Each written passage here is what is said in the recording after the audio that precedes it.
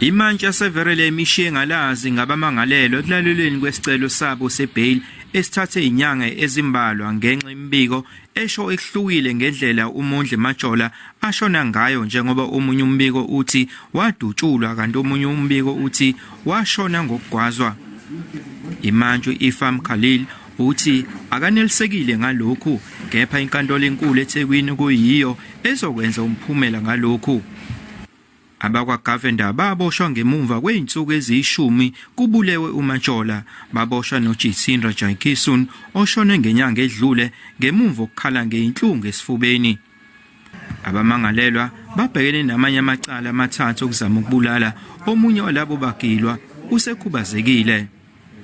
Imantyi Khalil uthi ngezikhathi zeBhelu abantu abansundu ababengayiphethe ikhali bahlaselwa kabuhlungu abohlanga lwamandiya.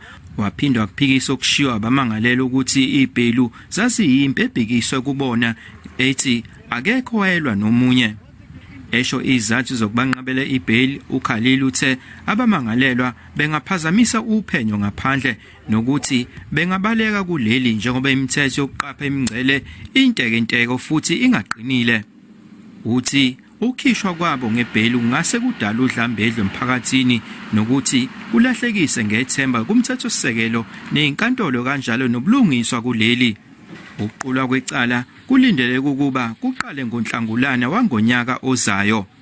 Eindabeni zeSABC nginguvusi Khumalo eVerulam.